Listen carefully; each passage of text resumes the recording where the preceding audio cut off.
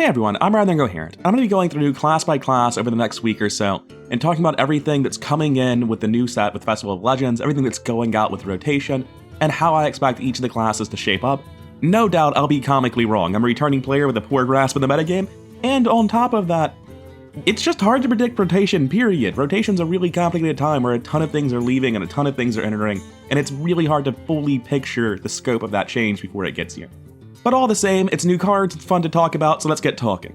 Today we'll be starting with Death Knight, which is largely focused on the Unholy package and the Rainbow package. We'll start with the less explored of the two archetypes, which is the Rainbow Death Knight. The way Death Knight's rune system works is mutually exclusive.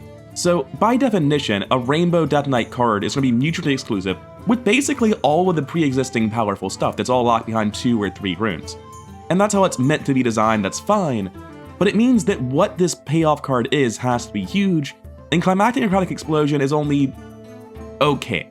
It's a 10 mana spell, so that's already rough. Just getting to 10 mana and being free to play this is not guaranteed in the first place. It's lifesteal, deal 5 damage, summon 2 1/1 souls, and every time you spend a corpse, you randomly improve one of these 4 aspects. So on average, every 4 corpses, you deal 1 more damage, summon 1 more guy, and it gets 1/1 more. There are 3 big issues with this card. The first, obviously, is it's a 10 mana card. Just being a 10 mana card kind of makes it bad. The second big issue is that if your whole deck is built around this payoff, then presumably you need to be able to reliably draw this payoff, which would imply that Rainbow Death Knight either has a ton of draw or it's a really slow control deck, neither of which are true. If this is the payoff for Rainbow Death Knight, how are you living long enough to get to it, and how are you reliably finding it? And there aren't clear answers to either of those things. And the third problem is quite simply, how are you going to spend all these corpses? Like, what are you spending them on? Coming to new cards that we'll deal with in a little while, we have the Boneshredder now, we have the Mosh Pit, you've got Corpse Bride in the previous set. There's really not that many ways to spend corpses, and none of them are individually very strong cards. So when you're jumping through hoops so that you can play this card, it kind of feels a little bit bad. Because I'm restricting my deck building, I'm adding more draw, I'm making a kind of weak control deck, I'm putting in all these ways to spend corpses that aren't individually great. And then at the end of it, I've got like a pretty good spell. I don't doubt that whenever someone plays Climactic Necrotic Explosion, it feels really good. Because like, I imagine a deck that runs this, whenever it plays it, they'll have spent like 20 corpses at least. On average, they'll be +5 to all the numbers, so it'll be deal 10 damage, heal 10 health, fill your board with 5/5 souls. That's like a really, really good spell. But if you made it to turn 10, there's a good chance they just play Corpse Explosion, or Twisting Nether, or Whirlpool, that they have some way of dealing with you having a board. They weren't about to die, they weren't planning on burning you out right then. It'll be a big impactful thing that your opponent has to deal with that changes the way the game state is pretty severely. But compared to all the things you lost to get your deck in a position to play this, I just don't think it's anywhere near worth it. I think in the future, if there is a good Rainbow Death Knight deck, there's no reason it wouldn't run this unless it was a pure aggro deck. However, as it stands, the support for a deck that actually does this just doesn't seem like it's there. Speaking of cards that are supposed to be the payoff for an archetype but don't really have the support, let's talk about the other big legendary, Cagehead. He's 2 Unholy, which is currently a tempo deck pretty exclusively. It's so fast that it's cutting construct quarters, it's wild. It's an 8 mana 5/1, so we only really care about the death rattle here. It summons a 9/9 Blightbore with charge and taunt, but let's be real, if you put Cagehead in your deck, your hope here is that you play Cagehead and the game ends. You don't really care about that taunt part. Now, a lot of people have been talking about Cagehead combos where they're like, if you have minions on the board and your opponent has a minion, you can play Cagehead, you can death growl him, you can trade off your minions, and then you'll get multiple pigs and you can just kill your opponent immediately. Once we're talking about 9-10 mana combos that require a contested board state, that's you've created a situation in your head, right? That is a pipe dream. I can just make up a situation where I have lethal on board and don't need to play a Cagehead too. When you're talking about a combo, it needs to be something you can reliably do, which means it either has to happen entirely from hand or it has to happen from a very easy situation. Having a contested board state where you have 2 minions alive able to be traded off against an opponent's board is not something you can reliably make happen at turn 9 and 10. We're in the stage of the game where your opponent's playing Twisting Nethers. There are cards that full wipe the board, there are cards that are threatening to kill you outright that you can't afford to let stick. There's no reason for your minions to survive or for you to let your opponent's minions survive. These combos about contested boards for Cagehead don't actually exist, they're a pipe dream. I have found 2 different variants of combos with Cagehead that you can do, that will actually kill your opponent from full. Unfortunately, one of them involves holding Cagehead both both Death Growls, and 2 copies of Snowflipper Penguin. So since that's 5 bricks in your deck, that deck just doesn't work. I have found a different Cagehead combo deck though, that I do think can work, but that gets into the real problem with Cagehead. He's a 2 Unholy card, and he is an 8 mana combo card. Unholy is just a tempo rush deck right now that has received no support to push it towards that, away from that, other than Cagehead, but Cagehead's a reason to go away. It doesn't let you get there though. You need other control cards, other draw cards. As it is, there's not really any of that for Cagehead. So there's no way to make a deck that reliably lives this late into the game to play Cagehead. You can't just make a deck and imagine you're going to control the board because you're Unholy. You're cutting things to put the Cagehead combo in. You're gonna be worse at controlling the board, and Unholy already sucks at controlling the board on turn 9 and 10. They're killing you or running out of steam earlier than that.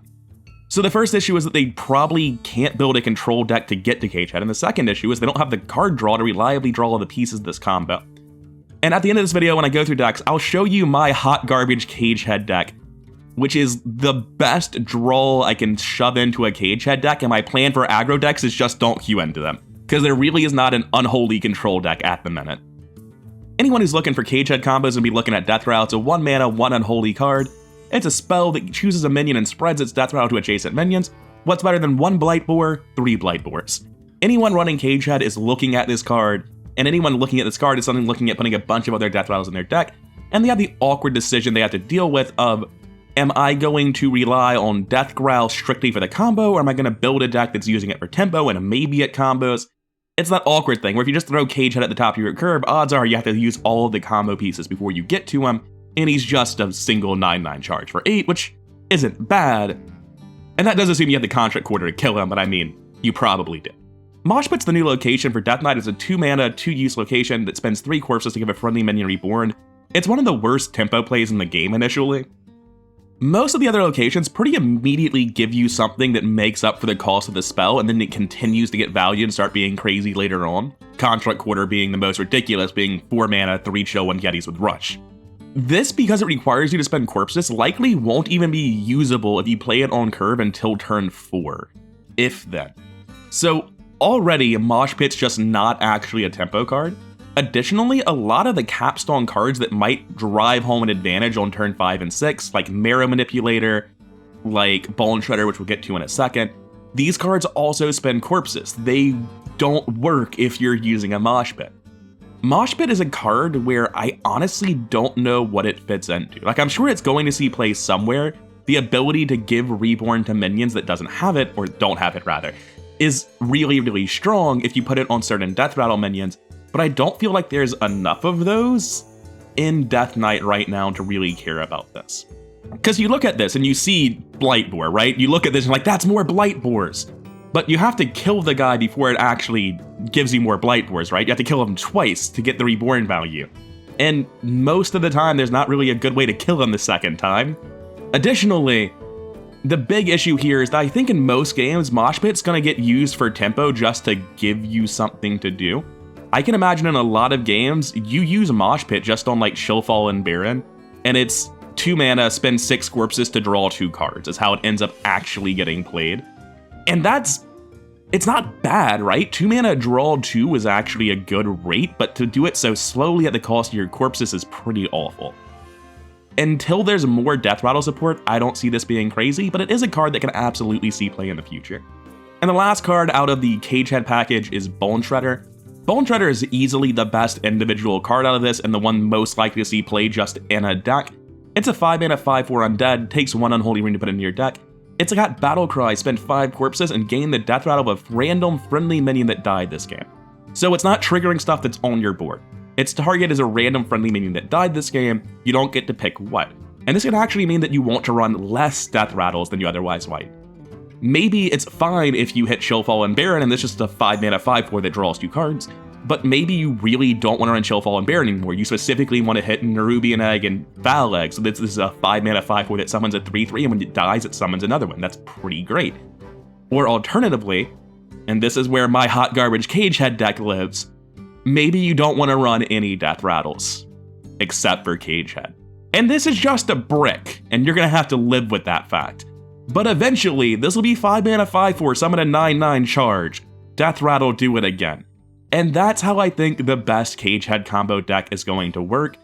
It's still not going to be a good deck. I don't think Cagehead is anywhere near viable right now. I think Boneshredder is probably just a legitimately good card that's going to end up having some sort of Death Knight deck modeled around it.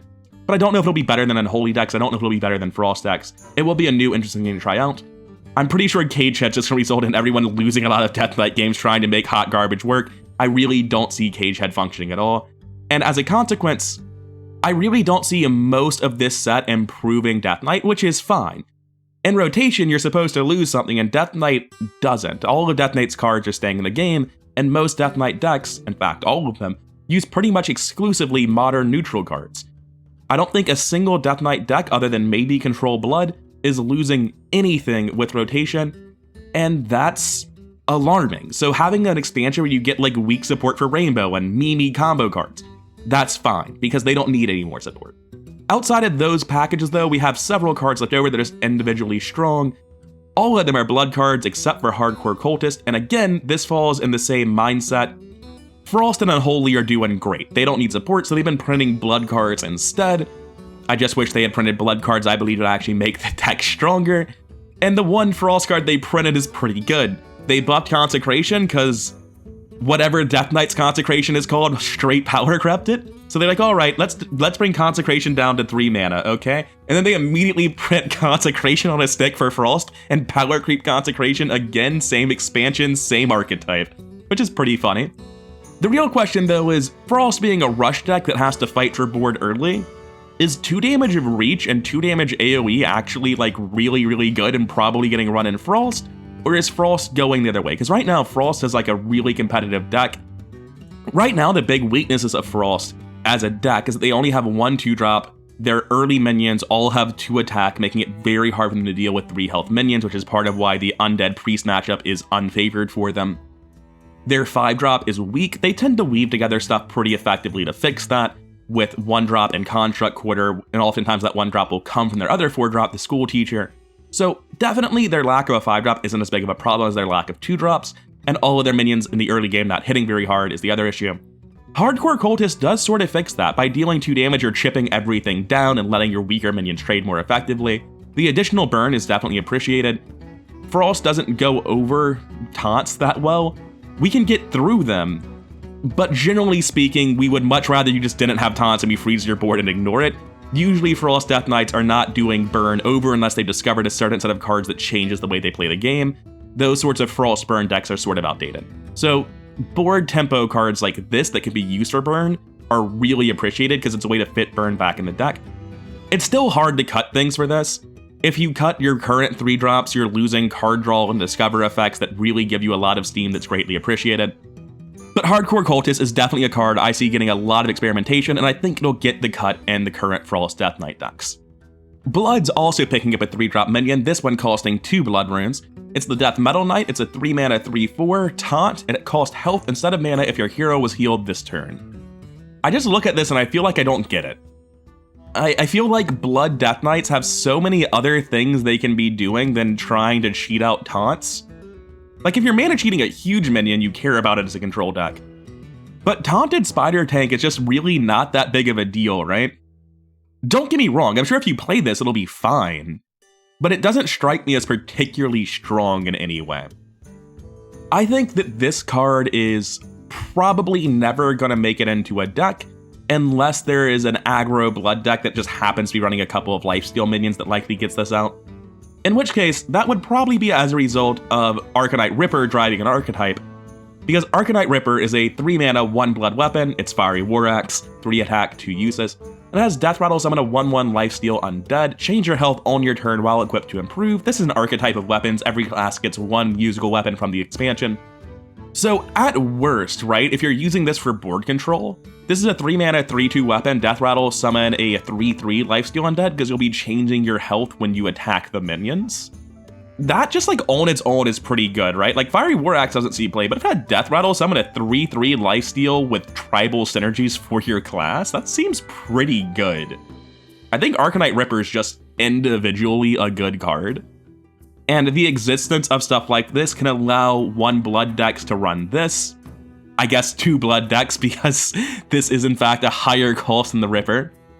But stuff like this really does help the idea of an aggro blood deck come into existence, or 2 blood mixed with something else rather than just 3 blood for an aggressive deck. I do think Death Metal Knight is not the strong card here, but if you have cards that enable it, it becomes very strong. It's just that you don't heal yourself very often in decks that care about cheating out small minions. If you really care about getting a 3-mana 3/4 out on the board super fast, you're probably not healing yourself very much because you're the kind of deck that's trying to kill your opponent, not heal yourself, right? I think the card's fine. I think it's a little bit confused, but Taunted Spider Tank potentially for free is still good enough. You put potentially for free on pretty much any card, it'll be good enough. And I do think the Death Metal Knight is a good card at the end of the day. I just don't quite think it fits into any current deck. Oh man, speaking of not fitting into current decks, we have our 3-mana 1 blood spell, Harmonic Metal. Once again, there's a theme of cards about the expansion of harmonic/dissonant cards that swap at each turn. So Harmonic Metal is going to give 4 random minions in your hand +2/+2, and each turn it'll swap from harmonic to dissonant, and when it's dissonant metal, it'll give 2 minions +4/+4. I'm not sure which is better. I assume give 4 random minions is not a random minion 4 times, but it requires you to have 4 minions. Otherwise, these just read the same thing, right? Like, if this can work with 1 or 2 minions on the left one, then it doesn't matter that it's swapping, because most decks aren't walking around with 3 or 4 minions in their hand all the time. I do assume it requires that number of minions. Thankfully, there's no charge in the game right now, because if there was a lot of charge floating around, this would be an alarming idea for a card. And this, plus, I believe Blood Tap is the current spell that does a similar thing for 2 blood, and you consume corpses to give everything +1/1 twice. Like, there is a hand buff blood thing coming around that might start to show up as a mid-range deck in the future. It doesn't really have a payoff right now. It strikes me as one of those mid-range decks, like the original mech decks, where they're like, I played out a bunch of minions and I'm gonna win now. And there's no follow-up. The idea is just, I played out a bunch of minions and you're not gonna do anything, right? You're gonna let me hit you with them until you die, and that does work. That strategy can be successful. That's pretty much the entirety of Zoo Warlock. There's no closer. Unless you consider a 5-mana 5/7 with charge a closer, which it sort of is, but usually the game goes on a while after Doomguard. So all of this blood aggro stuff strikes me as a deck without a clear goal. It's there, it's kind of functional, but it just needs a little bit more to get anything happening. And then we have the oddball of the bunch. Screaming Banshee doesn't really fit with the rest. It sort of fits with the weapon. It's a 5-mana 1 blood undead minion. It's 3/6, it's got lifesteal, and after your hero gains health, summon a soul with that much attack and health. I assume that if this dies while fighting a minion, it does not generate a 3/3. If I'm wrong about that, the card gets better, but my assumption is that it says after and not when, you will gain the health when it dies, and after it dies, it will be dead and unable to fulfill its effect. Like, don't get me wrong, the idea of swinging with the Corrupted Ashbringer and just summoning a 5/5, the idea of summoning 2 5/5s and Enclave Vampiric Blood, this thing just threatens to attack and summon a 3/3. Like, this can just run away with the board in a big way. But right now, Blood Death Knight of all classes in the game is the one where their win condition is the most just, I'm going to attrition you out of the game. Like, that's what Mograine does. He just gives your opponent a clock. They've got to leave the game eventually. So stuff like Screaming Banshee is sort of at odds with it. I do like the card as a way of converting anti-aggro tools into value tools in other matchups. I'm just not sure that's a thing that helps the deck tremendously.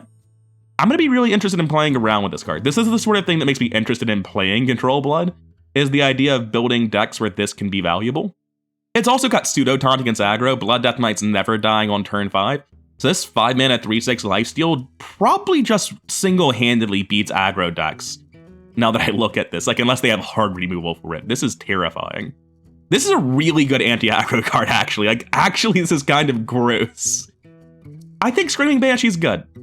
I don't think it's incredible, but I think it's good. And I guess I haven't been giving super hard opinions, right? I've been talking about how I perceive the cards, but not like saying this will see play or this won't see play.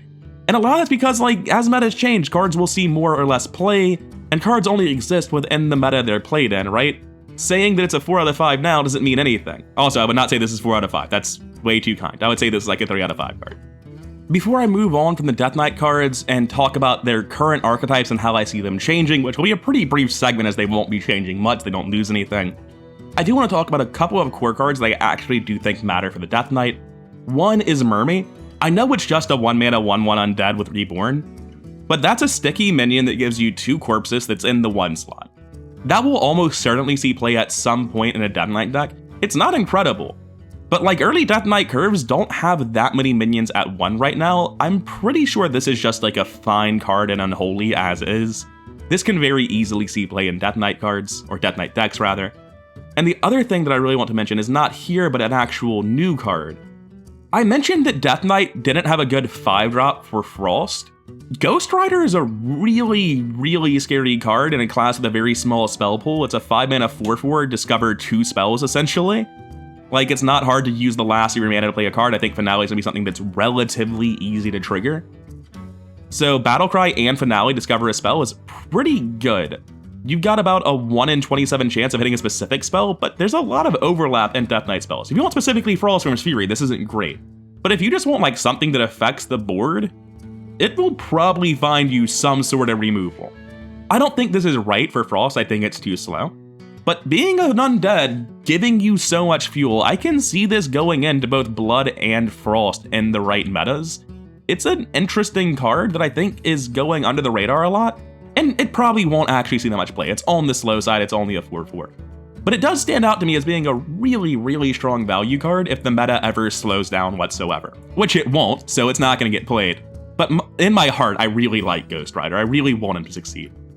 For the current meta decks, when I'm using examples, I'll be pulling whatever is being played as the current list on Vicious Syndicate.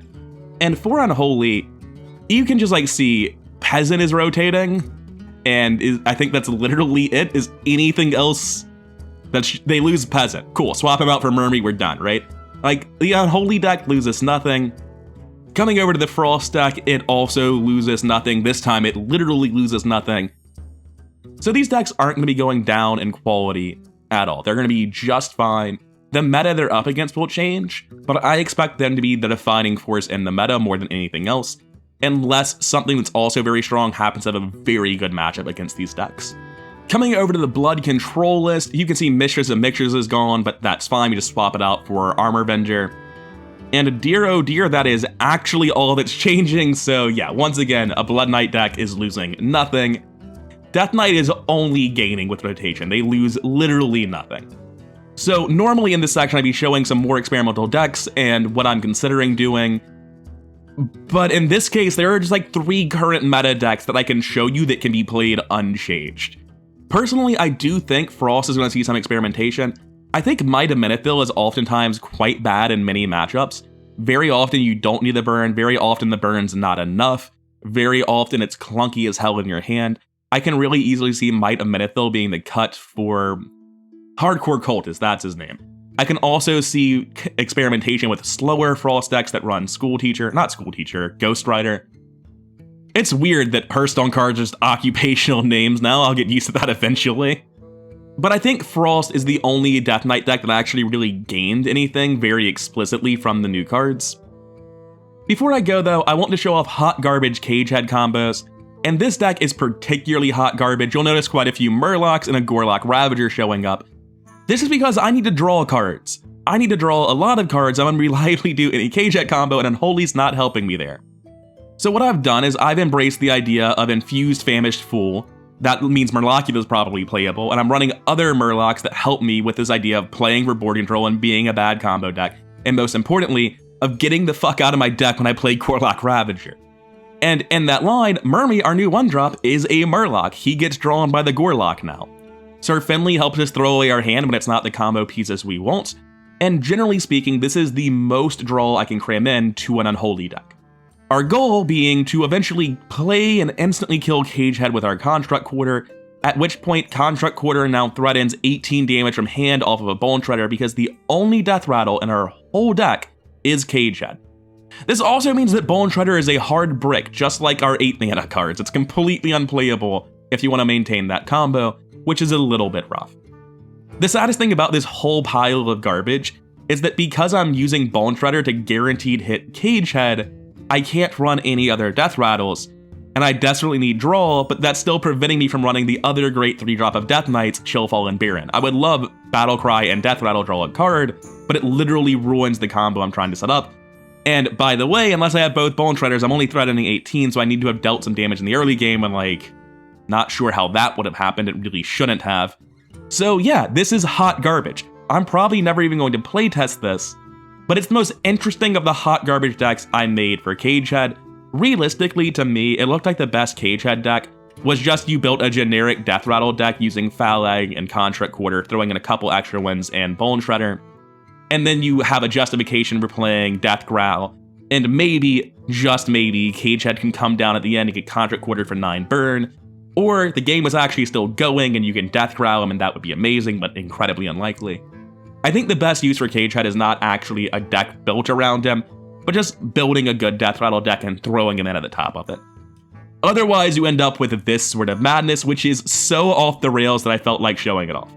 Anyways, that's all for now. I would rather Incoherent, please don't play Murloc, Death Rattle, Death Knight. Please don't ever tell me that this is a good deck, because I don't want to live in this world.